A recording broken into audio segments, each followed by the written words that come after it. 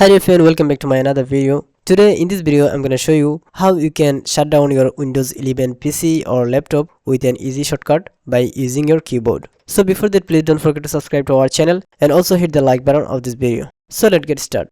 How do we usually turn off our computer or laptop? We just here click on start button, then we need to click on power icon, then we have to click on shutdown, right? That's the way. So sometimes that is annoying for us.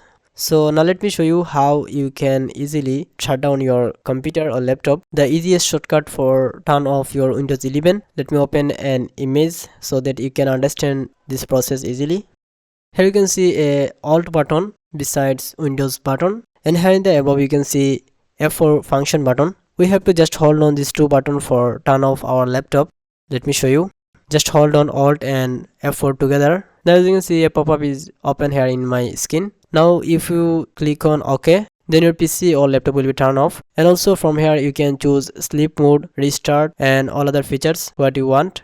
So friends, that's the way how you can easily turn off your Windows 11 within a few seconds. If you think this video is helpful for you, please don't forget to subscribe to our channel and also hit the like button of this video. Thanks for watching this video.